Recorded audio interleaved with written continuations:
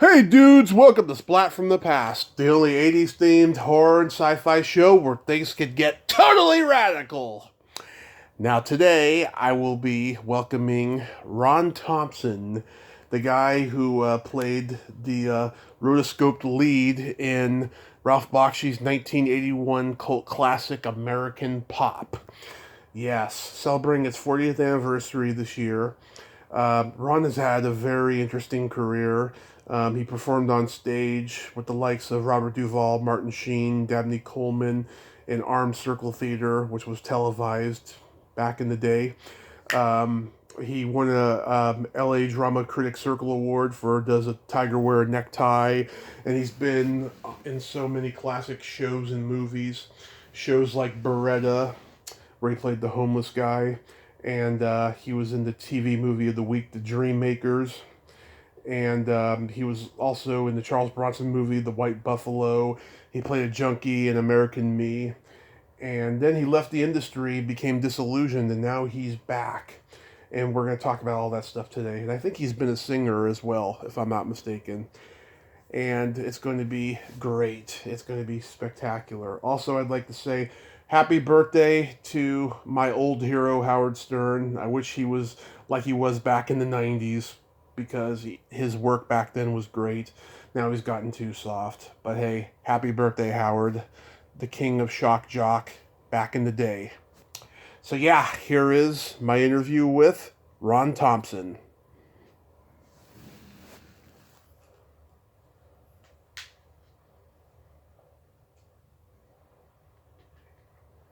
Tommy? Hey, Ron, welcome to the show, sir. How are you today? Pretty good, old buddy. Are we on now? Oh, yes, we are. We're doing it. Okay. Tommy Kovac. That's a great name. Thank you, thank you. It's not very it's very common, more common than you'd think. There's a guy out there who's an artist named Tommy Kovac, and people think I'm him. They like come on my show and they're like, "Hey, I like your paintings," and I'm like, "That's not me." Ah, I wish I could paint. yeah. The only one I knew about was Kovac's. Ernie. Ernie Kovac. Kovac. Yeah. I know. Yeah. People have asked me if I'm related to him too. Yeah. But Yeah. this is such a great honor. Thank you for taking the time today. Sure, man. Thank you for inviting me. You know, I've been telling people during this pandemic. Yeah. I mean, it ain't a damn thing to do, man. You know, so luckily, about once a month or so, somebody calls me to do a podcast, and it's like a big deal. Yeah. So Yeah. So I'm happy to be here. awesome. So going back in time, I was reading that you knew you wanted to be an actor after seeing Marlon Brando. Do you remember what movie that was? Oh, sure. On the waterfront. I just saw it again recently, about 2 weeks ago. Yeah, it was. I think I was about 13 or 14. I was interested in being in show business, and I was interested in being an actor, but I really didn't know. My hero at that time was Jimmy Cagney. I thought he was terrific, and he was terrific, but. I'd never seen anybody like Marlon before. And it wasn't just him. The entire movie, Eli Kazan, the director, everything about the movie blew my mind. All the actors, all the way down to the extras. The extras at the waterfront they were really giving a performance. And it turned me out, you know. I walked out of that theater saying, that's what I want to do. I want to be an actor, man. And, yeah. Yeah. Wow, On the Waterfront, that's a wonderful movie that still holds up to this day. It does.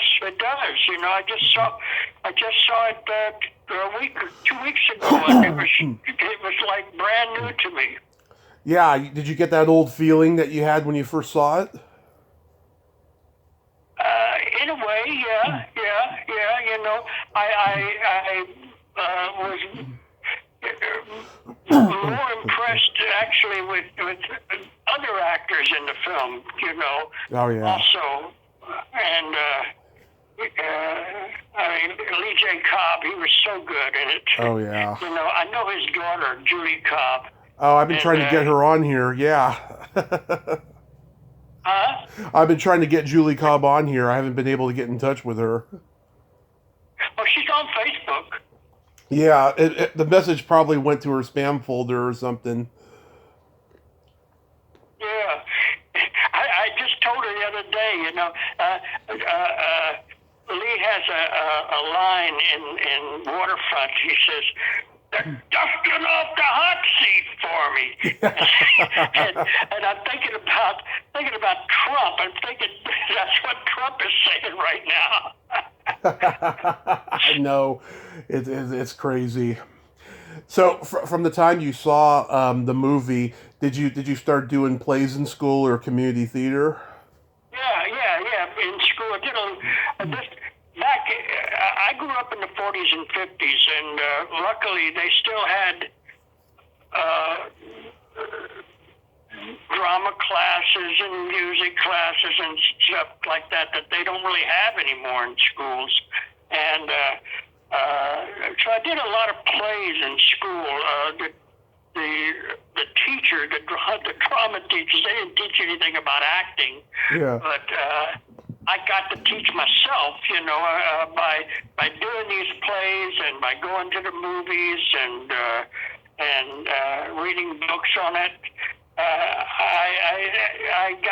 I did a lot of plays, and by the time I graduated high school, I felt like I was ready.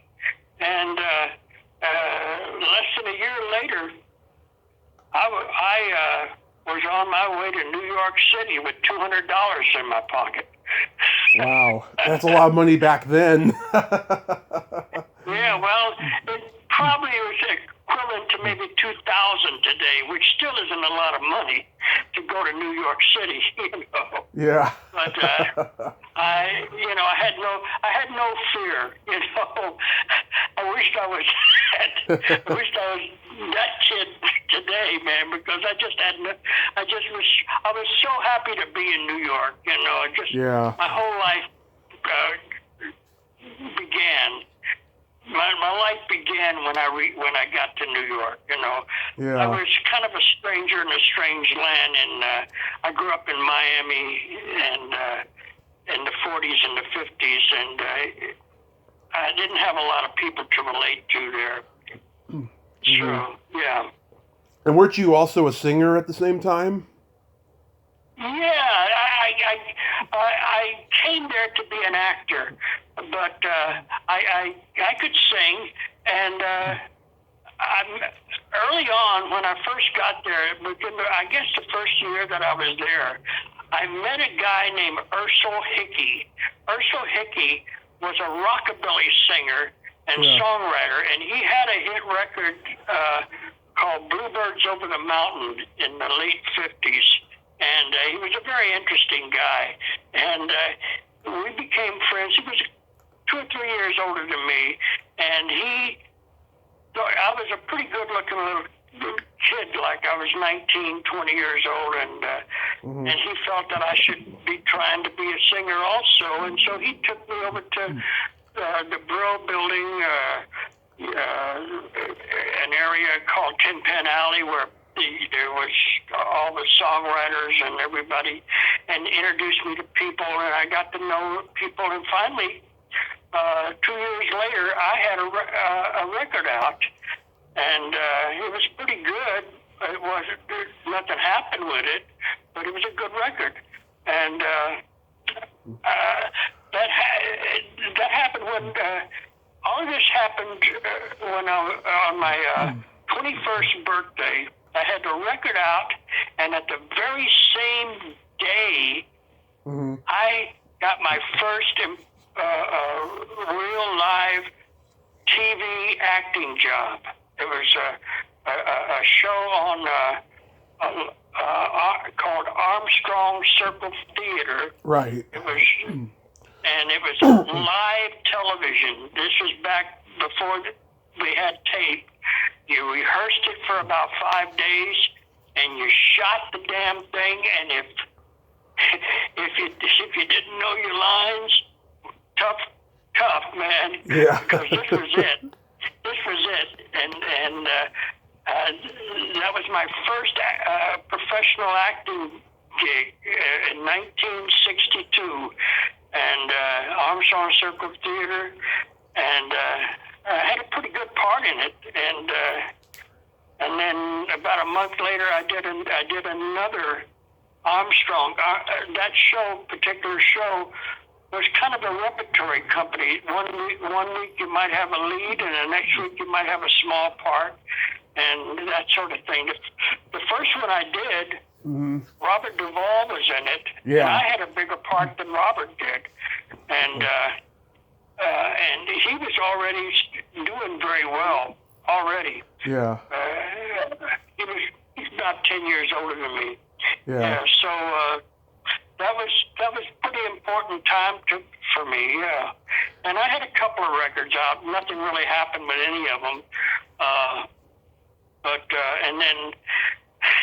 And then the Beatles came in, and then the record business totally turned around. It was just if you weren't like a mega star, or you didn't have a self-contained band, it wasn't happening for you. All they wanted was, self-contained bands like the Beatles or Rolling Stones or whatever, Right. And very few single artists was doing anything, especially those that were not big stars already. So, and I didn't really want to be a singer. I really wanted to be an actor. So I kind of put it on the back shelf, and concentrated on my acting. Yeah. Did you learn a lot from working with Robert Duvall, though? Well, I don't know if I did. We rehearsed it for 5 days, and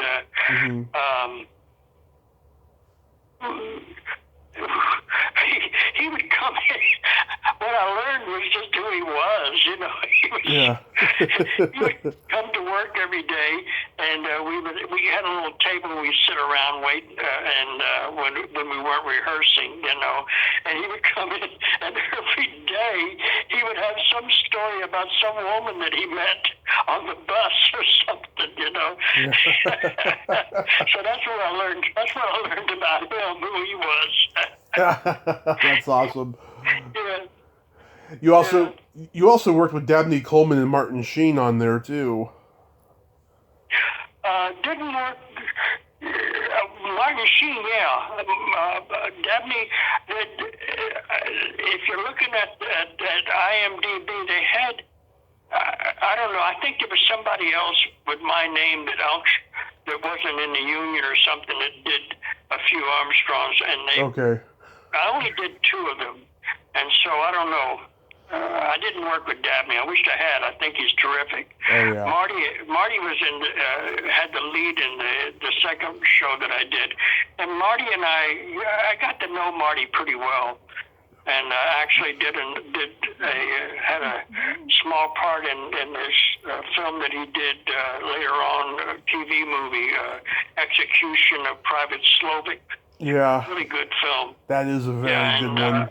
Yeah. But I've known Marty for a long time, and I run into him maybe every 10 years or so, and it's always good to see him. He's a good guy.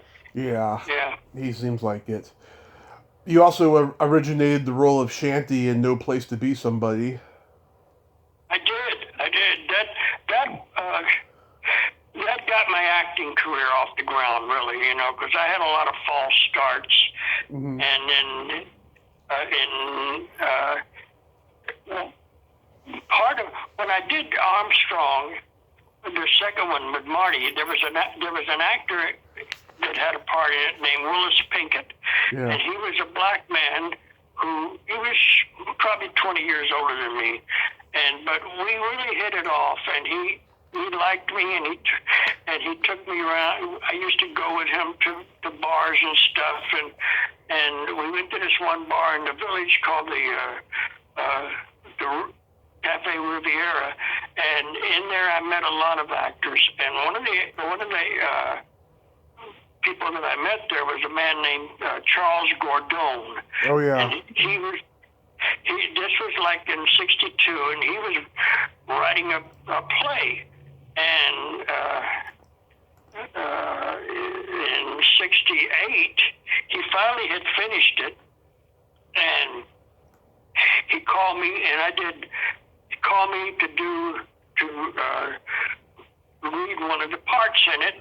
He was going to have some readings in his apartment, and so we did that a couple times, and then finally he got some money, and we did a showcase at the Sheridan Square for one night to try to get some money to do it. And the play was a brilliant play. It's called No Place to Be Somebody, and I had about the third lead in the play, and people loved the play. They walked out of it, they looked at the watch, and they realized, this play is 4 hours long. That's too long. And so he couldn't sell it. So over the next 2 years, he cut about an hour out of the play, an hour of brilliance. And Joe Papp at the Public Theater then bought it, and we did it there, and it was a huge hit. It won the Pulitzer Prize, the Drama Critics Award, Obie Award, and it really got my acting career off the ground. I did it in New York for a year and a half, and then we toured all over the country I toured it for a year, and I finally left the show, and they continued on. And later on, they took it back to Broadway. I didn't really want to go and do it at that time. Yeah. I felt like that was. I had moved to L.A. and I was getting that started for myself. But it really changed my life, and it's a great play. Really great play, and it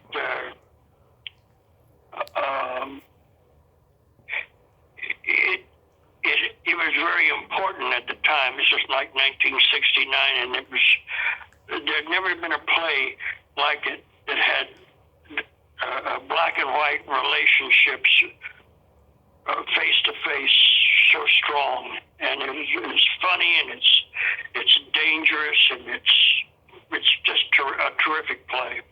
Yeah. And then you won the LA Drama Critics Circle Award for Does a Tiger Wear a Necktie? Yeah, I did. I had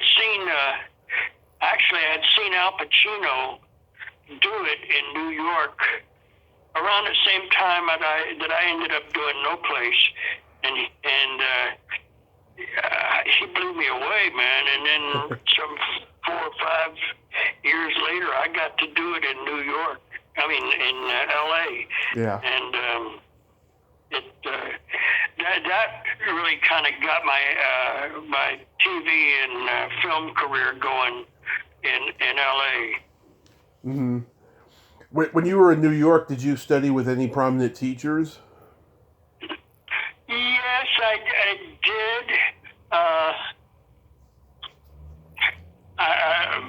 My main teacher in New York was Frank Casero. Yeah. Who is now, I don't know if he's still doing it, but he became the head of the Actor Studio. But I'm going to tell you, Tommy, I went to him because of Brando and Dean, I wanted to study the method. Right. And it just didn't. Over the years, I even tried to teach myself.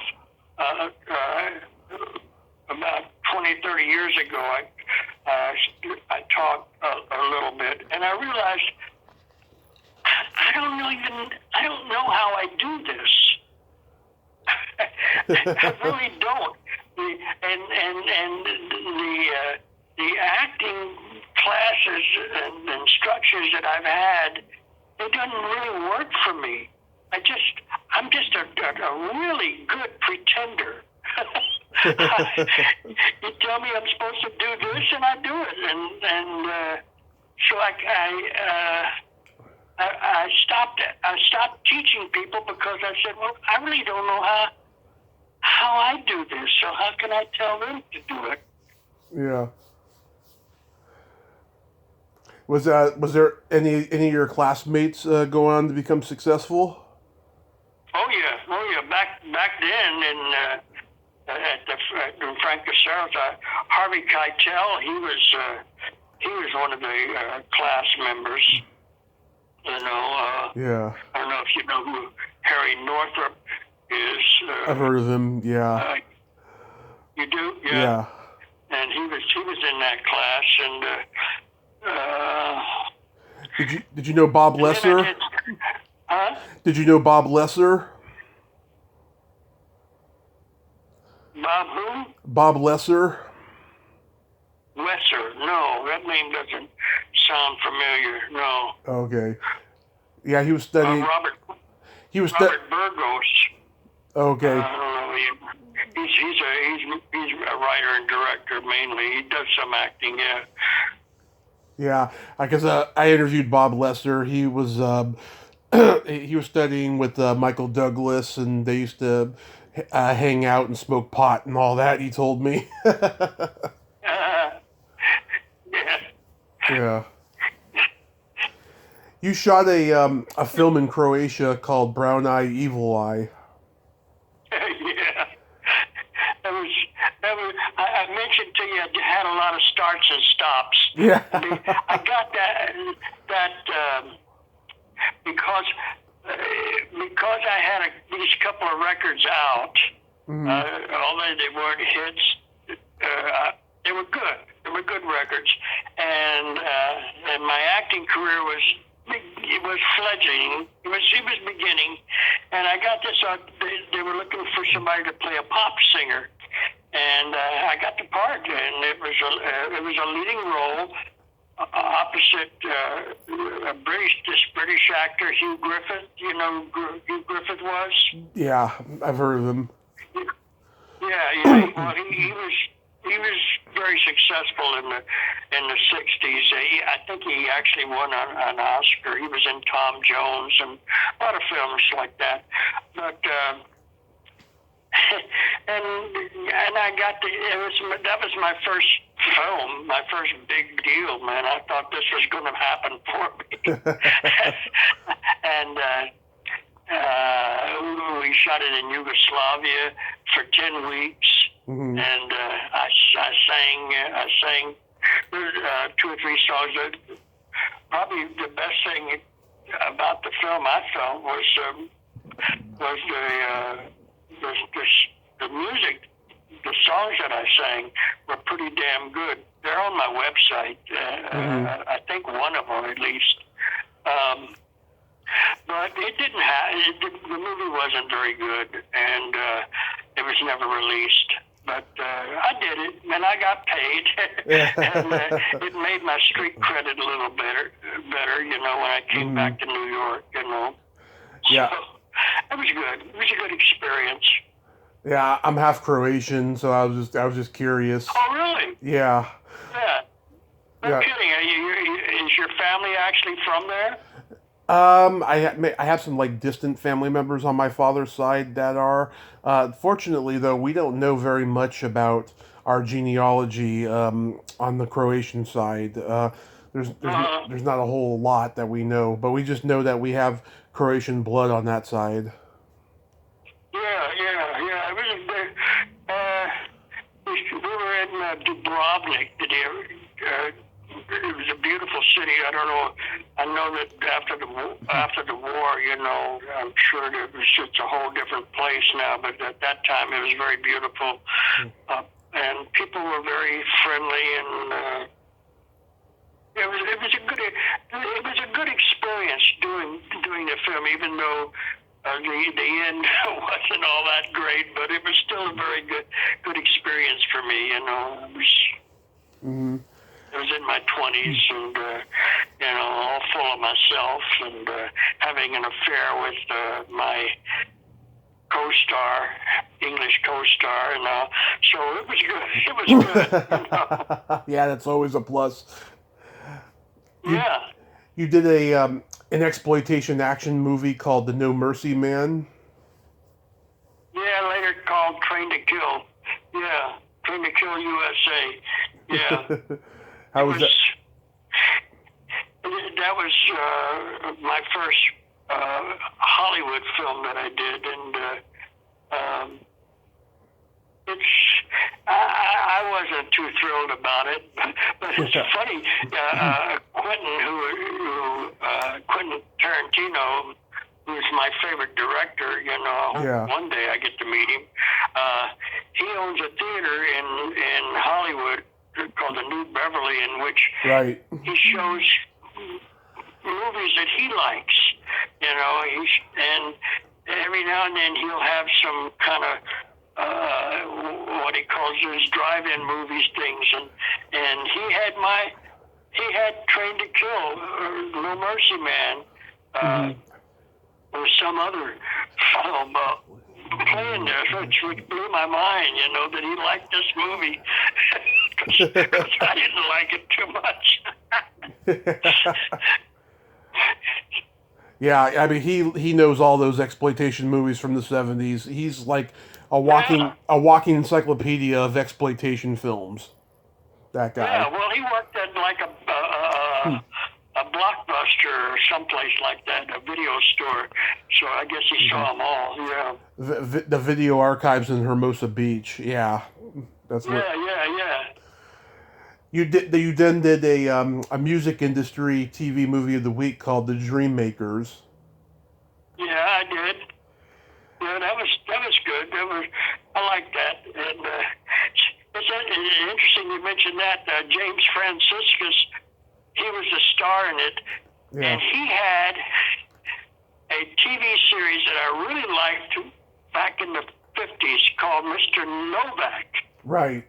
Not Kovac, but Novak. Novak, yeah. Yeah. But I did. Boris Segal was the director. I had done something else for him about 6 months prior. Really nice man, and unfortunately, you know, he did about a year later. He did another film. He was directing it, and he was killed. I think it was like. Yes, I interviewed his. Yeah, helicopter or something. Yes, I interviewed his son Joey. He told me the story. He got very emotional and he couldn't finish it, but he was with him on his last movie he directed. Oh wow! Yeah. Yeah, he was a nice man, really nice man, and I know that if he had lived, I would have worked with him some more. Yeah. You know, a really nice guy. Yeah. Yeah. But, yeah, I mean, it was a good cast. John Astin, Kenny Rogers, Mickey Jones, Stephen Keats. That's a really good cast. Yeah, my scenes were with James Franciscus. Yeah. I didn't meet the rest of the people on it. But he was good to work with? Yeah, he's all right. He was kind of closed. You know, he was okay. You know. Yeah. He didn't really relate that much as a person. But that's all right. Yeah. Any memories of guest starring on the streets of San Francisco? Well, yeah, a few things. Wayne Mauder, you know who Wayne Mauder? Yep. He was on a Western show, right? Huh? He was on a Western show, right? Yeah, well, that's the thing.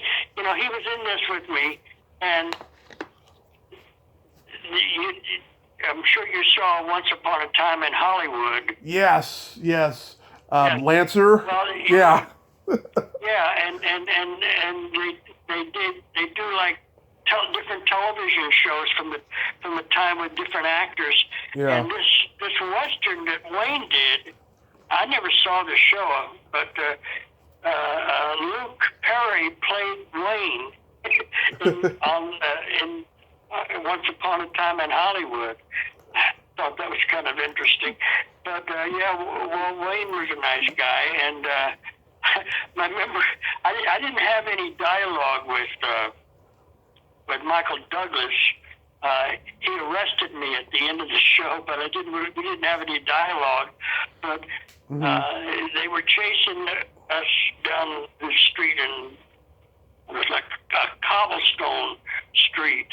And I jump out of the car, and I run, and he chases me. And the first time, the street is kind of slippery. I don't know if they had rained that day or what, but this cobblestones were kind of slippery, and I slipped and fell. And so they had to do the take again. The second take, Michael slipped and fell. And the judges said, "Okay, that's enough.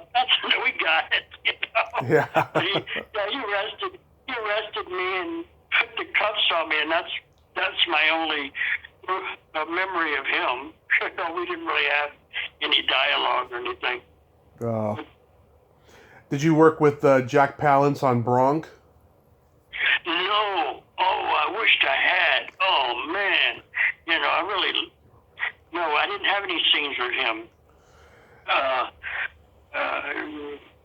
had a really, really good little part in it. The beginning of the show, it was just me and this girl, and we robbing this bank, and it was about a 10 minute scene. Yeah. But I didn't have any dialogue with Jack Palance, and I'm sorry about that, because he was somebody that, you know, all the way from Shane. You know, when I saw him in Shane, I thought, wow, he's terrific, man. I think he might have had 5 lines in it. He was just terrific, and he did it. You know, one of those live TV shows, Playhouse 90 was another one of those shows, and they did Requiem for a Heavyweight. He did that part. Later, they made a movie of it with, I think, Anthony Quinn, but he did it, and he was really good at it. You know, he's a wonderful actor. Yeah. He actually won an Emmy for it. I remember reading. Did he? Good. Yeah. I'm glad to hear that. Yeah, he was terrific. Terrific actor. Yeah. How does Baretta come to you? Well, I got a part on it as a junkie. There's a nice little part. Character named Penguin. He's kind of a homeless junkie. Yeah. And I got this part, and we shot it down in Skid Row in L.A. Mm-hmm. The Main Street, 5th and Main. You know, we shot most of the series down there, and so I was down there to shoot Penguin, my junkie character, in costume and all. And interesting story. I'm waiting at the corner. When the director says action, I'm supposed to come around the corner and walk up. And this is my first day on the set, and I'm waiting there, and suddenly a young homeless guy comes running across the street. He don't know he just sees me. "Hey, how you doing, man?" He comes over and he starts talking. "Listen, you got to go over to the Mission. You know, they got a new cook there. So good to see you." About that time, I hear action, and I tell him goodbye, and I turn the corner and walk up, and I think, well, I got this, man. You know. And so I did the show, and It was really good. Even the director even called me about 3 days later because he saw the previews.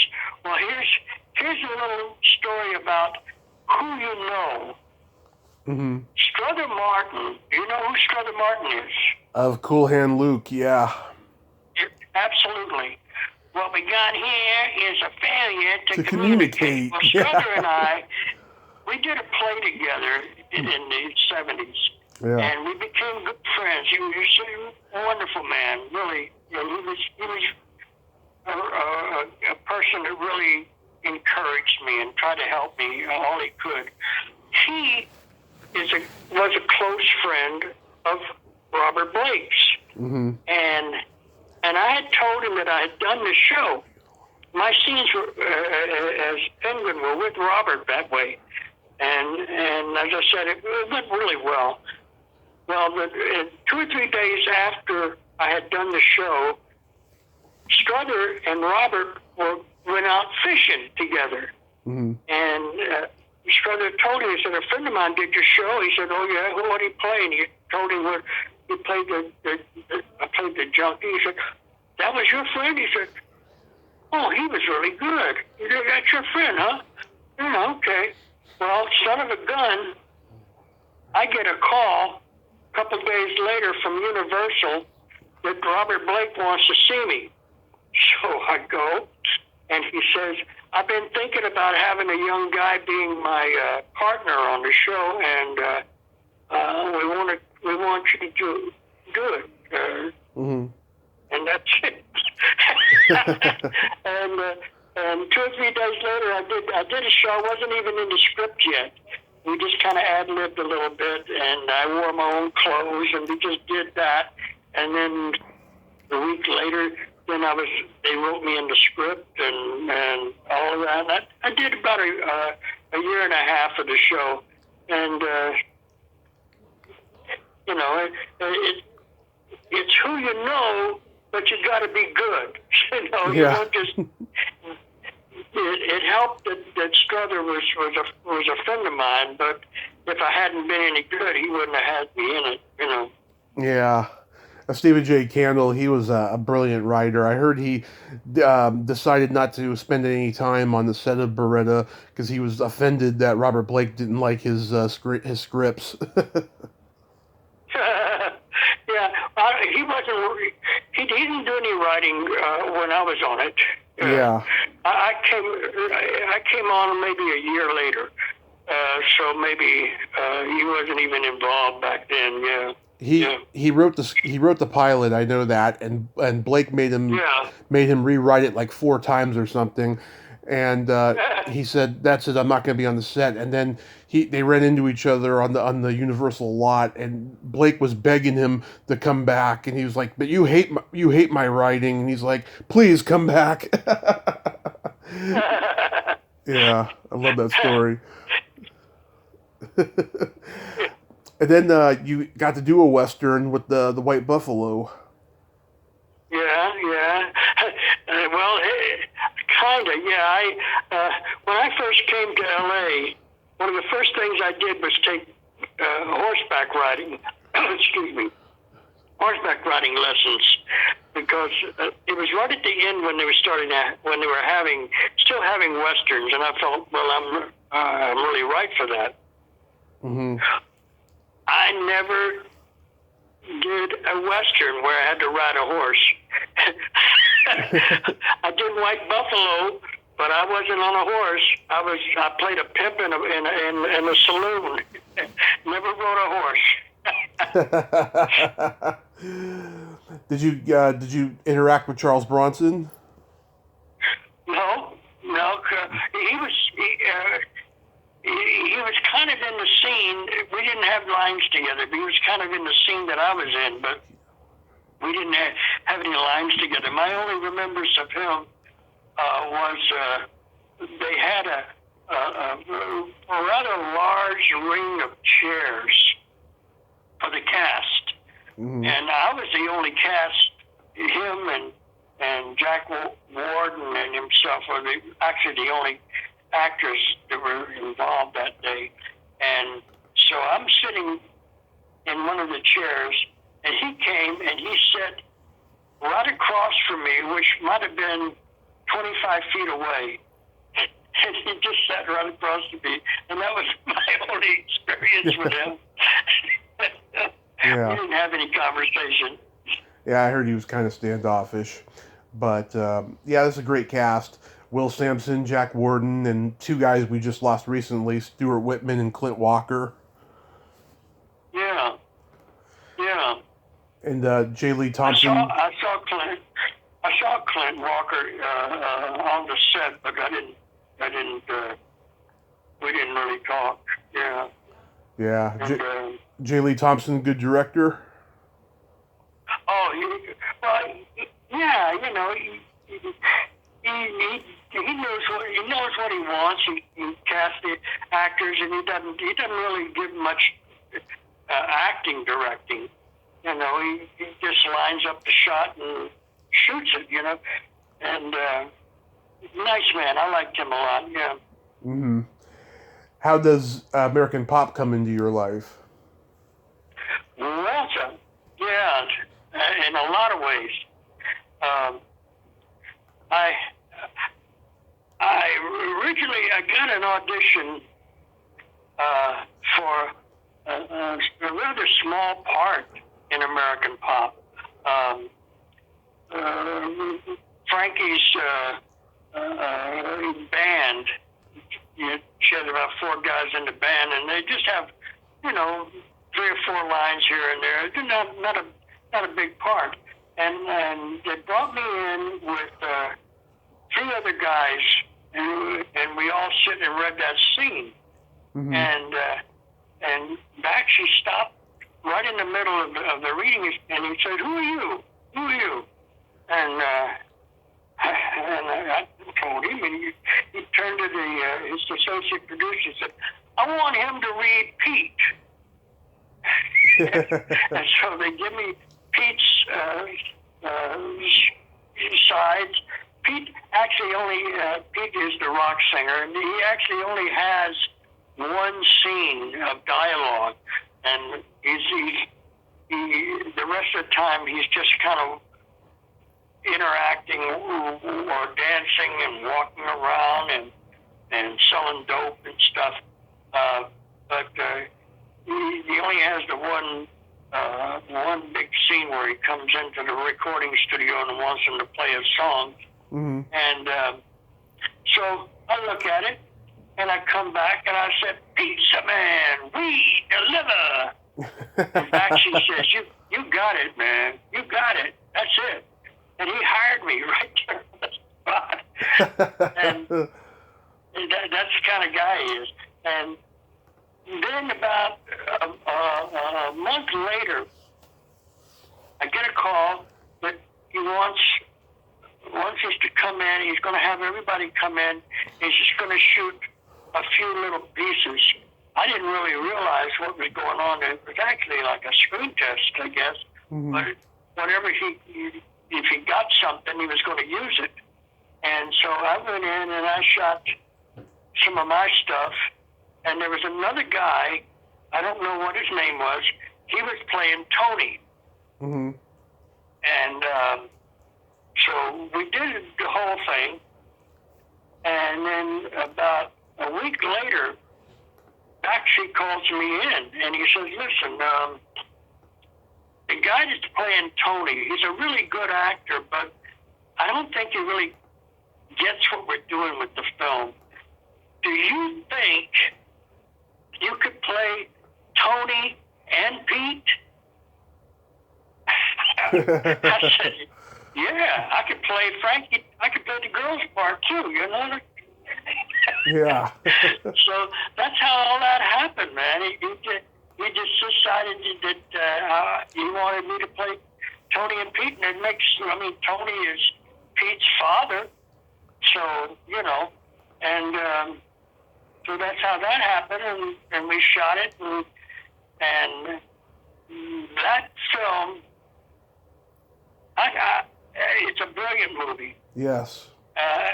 Unfortunately, and I'm really proud of what I did in the film, It was rotoscope, which meant we shot the whole movie on a sound stage. They filmed that, they edited it, and then each frame of the picture, 24 frames per second, were blown up into a photograph, and the animators, this is before computers, right? They had real animators, would take that photograph, trace the actor, and then draw the background in, because we shot it on a sound stage. We didn't have any background. We just had a very minimal set and costume. And so what you got was the actor's physical and emotional performance exactly traced, but nobody knew it. Columbia Pictures didn't want anybody to know about what the rotoscoping was. This was like 1981.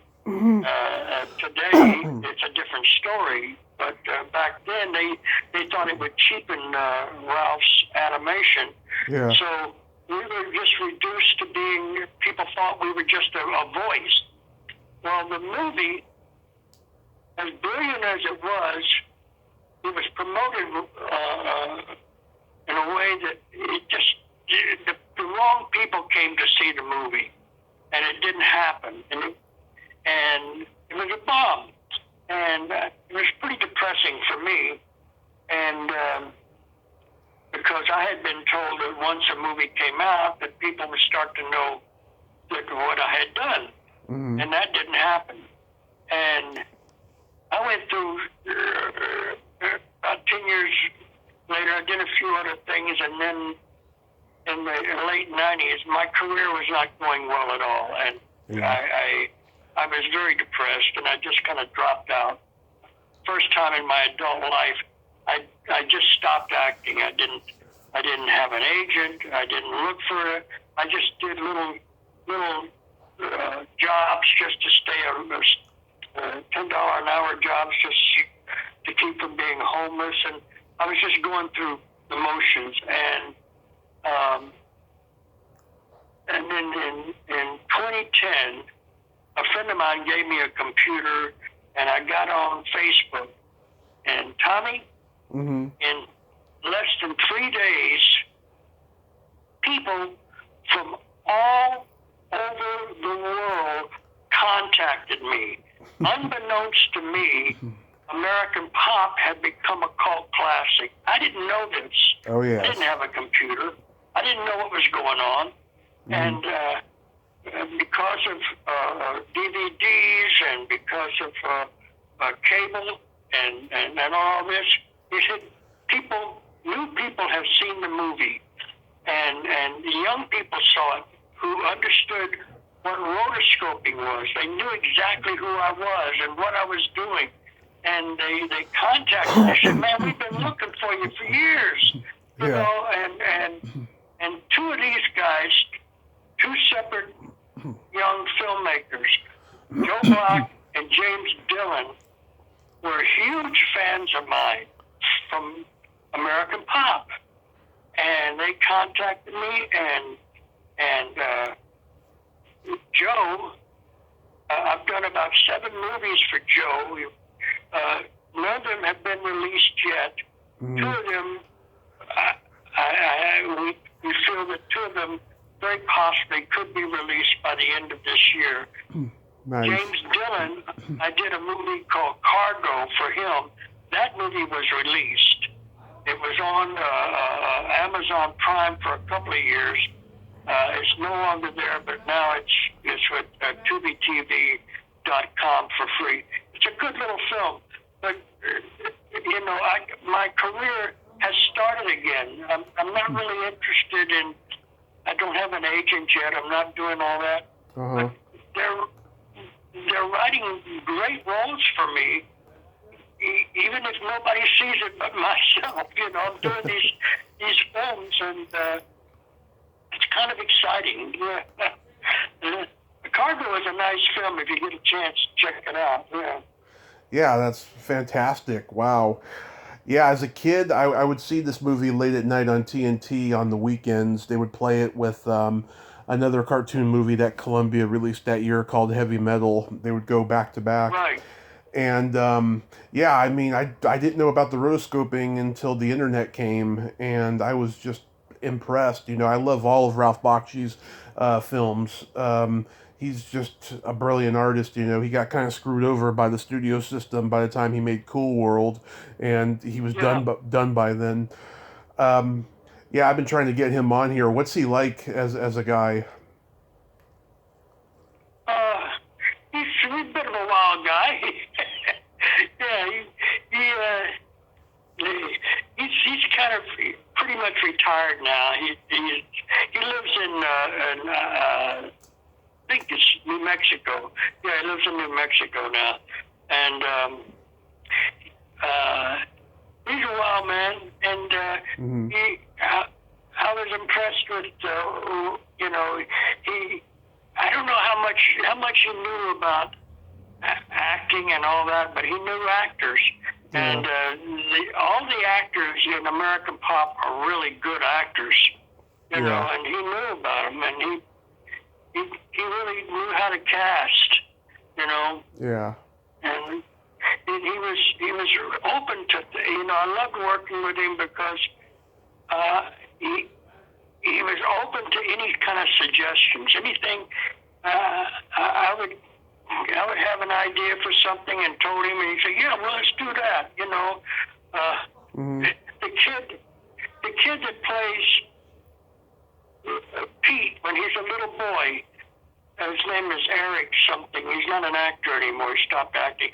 But when he was, you know, playing Pete as a little boy, if you remember when he starts to become like a tougher guy, but he's still a kid, and he's taking care of me. And I saw him. They had fixed him up. They put him in a kind of a leather jacket, and they combed his hair back. And I looked at him. I said, "Wait a minute!" And I went and got my sunglasses, and I put them on him. And I told Ralph, I said, "Let me teach you how to pimp walk." He said, "Okay," so I did. And when we shot the scene, if you remember, you know, I'm in the scene. I'm drugged out, and so I don't really. My attention isn't really on him. Yeah. He's walking beside me, and through New York. So I didn't see what he was doing, and then I see the movie, and it blew my mind because he looked so deadly, man. He was doing the pimp walk, and he had my sunglasses on. It was terrific. But, you know, Ralph was very open to any kind of suggestions. Yeah. You're my third guest from the movie. I've had Mew Small and Lisa Jane Persky, and they both are proud of this. Yeah. Yeah, there's another guy. He's not an actor now, but you know, Rick Singer. Rick Singer played Minnie, the piano player. Yeah. He's on Facebook, and Jeffrey Lippa. He stopped acting too, but he's on Facebook. I should check them out. Yeah. Zalmi. Yeah, he played Zalmi. Yeah, he's terrific. Truly terrific. Yeah. Yeah, I should check them out. So was it challenging playing a 19-year-old when you were like 40 when you made this? I was not that. I was maybe 35. Yeah. Okay. Not really. Yeah, not really. You know, I've always looked young. Yeah. I've always played about at least 10 years younger than my age on all the TV shows that I did and all. But yeah,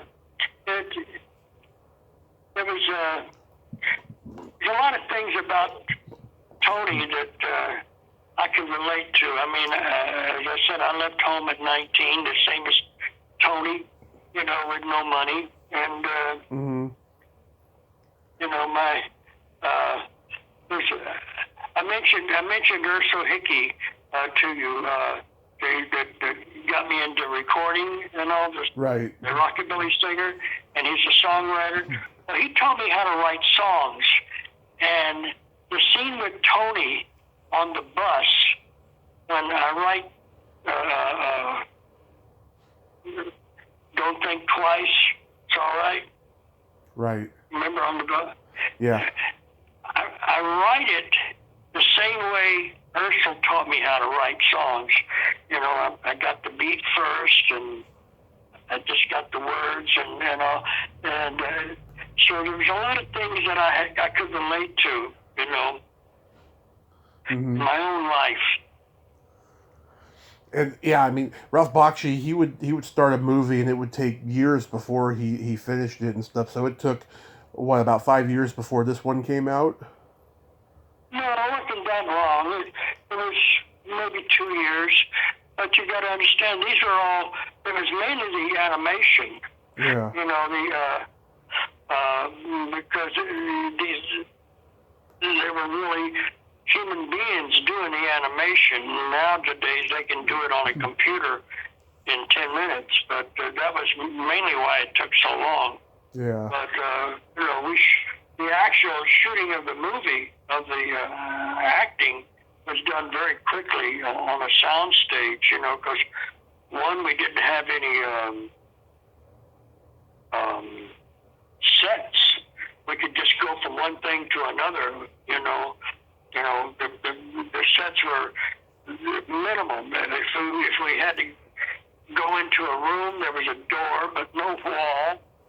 You have the chairs to sit, tables, you know, but that was it. And so they didn't have to do any big lighting stuff, you know. Yeah. The biggest time consuming would be changing costumes, you know. Yeah. That'd be about the biggest deal. You know, I think I did my all of my stuff, Tony and Pete, I did in less than 2 weeks. You know. Yeah, and the soundtrack was amazing too. Oh yeah. So much great music from Bob Dylan, The Doors, Sam Cooke, Mamas and Papas. Yeah, lots of great songs. You played a junkie in American Me. I did. Yeah, how's working with Eddie Olmos? Oh, he's terrific. You know, I really liked him a lot. The thing I could tell you about that, we shot my scenes in Folsom Prison. Mm-hmm. In the yard.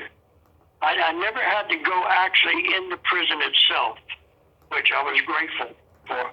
But all of my scenes were actually in the yard of Folsom Prison, and all the extras were the real guys. That was a big deal to them. They got to be outside, you know, and they were extras, you know, and we were all dressed the same. There was the guards on the ground didn't have guns. Mm-hmm. Because if they had guns, they could take them away from them. The only guns were up in the towers. And so if anything went wrong, you know, I was on my own. Yeah, but it was good. It was good. I ran into Danny De La Paz. He played one of the gang members in it, Big Puppet. He kills his brother, Little Puppet. He kills him in the movie. And we both did one of these celebrity signing things for the called a Hollywood show. Right. And strange enough, we were both booked side by side. Our tables were side by side. I hadn't seen him since I'd done the movie, you know, and so it was nice to see him. Yeah. Yeah. But it was a good experience. It was interesting. It was kind of a little bit scary. It was a passion project. Yeah. It was a passion project for Eddie Olmos, you know. So And it's the movie. It's another one of those cult classic movies where the Mexican people, it's like their godfather. yeah. So I used to live in Canoga Park, and there was I had a lot of friends there that were Mexicans, and some of them had seen this movie 10, 15 times, man. I remember I went to some street fair, and there was a young guy that he was selling something there, and I walked by him, and this was like 15 years after I had done the movie, and I walked by him and he said, "Hey, American Pop!" I couldn't believe it. I mean, because I got a fairly an important role to the story, but it's not a very big part. I'm only on screen for maybe about 3-4 minutes. But he knew who I was. He knew my dialogue. At the end of the movie, after he talks to me, and I say, and I thanked him. I said, "Thank you, man. I appreciate that." He said, "That's what you said in the movie." And he's right. But yeah, there's a real cult following for that movie. Yeah. I've only seen it once. It was a little too rough for me. I didn't want to. I've seen my scene, but I didn't see the whole movie but one time. I need to see it again. I saw it once when I was a kid. That was about it. Oh yeah, that'd have been a tough one to see as a kid. Yeah. Yeah, I saw everything. You know, they shot it. There was a couple of people that were technical advisors on the film. Mm-hmm. One was a woman who played like a grandmother at the end of the movie, Mm-hmm. and another guy was working like helping with the music, but they were both technical advisors. They had both been gang members at one time in their life. Wow. They got killed. When the movie came out, you see, the Mexican gang members, they allowed them to shoot in certain locations that was not, they didn't, you know, it was off limits. But they allowed them to shoot because they thought that Eddie Olmos was going to make them look really good. Yeah. And that was just the opposite. It didn't. And they killed the woman and this guy. They killed him, and they put a hit out on Eddie. It didn't go through, but yeah. So do you have anything in the works once COVID is under control? Maybe. Joe has a film that he wants to get off the ground, and actually James Dillon is writing something too. Nice. The main thing is Joe has 2 films that we've already done. One is called Hate Horses, and the other is called Tellers. And they're both really good films, and he is going to be trying to sell them once all this is over. And hopefully they'll be sold by the end of the year. Right. So that's mainly it. What's going on with me right now, which is not a lot. Yeah. Well, I'm glad you're enjoying, the second coming back to acting, Ron.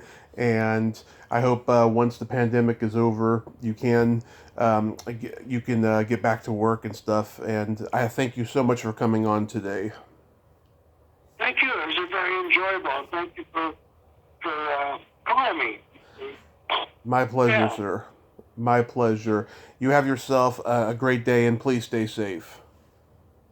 Okay. Can I tell people about a couple of things they can check into? Oh, go right ahead. Yeah. Well, my film Cargo, it's available on tubetv.com. DUBITV.com, and it's a free website. Right. And so it's a nice little film. I have my own website, which is pretty good. Pictures I've seen and it. videos and all kind of things. Right. It's RonThompsonActor.com. I'm on Facebook. I'm on Instagram. And yeah, so check into all that. And thanks again, Tommy. And we're now connected on Facebook. So Yes, we are. you know we can talk a little bit. You're gonna let me know when this is going to air. Oh yes, it'll be in a little while. Okay. Good talking to you, buddy. You too. Thank you. Have a great day. Okay. Bye-bye. Bye-bye. Well, there you have it. Ron Thompson. Ain't he a cool dude? Oh, what a nice man. I'm glad that he got back into acting. Yeah, it's a tough business, but if you just have a little bit of faith, things will come back, and the internet has enabled so many people to come back. Well, that's all the time we have this week on Splat from the Past. Till next time, this is Tommy Throwback Kovac saying, there's no shame in living in the past, because the present sucks. Later, dudes.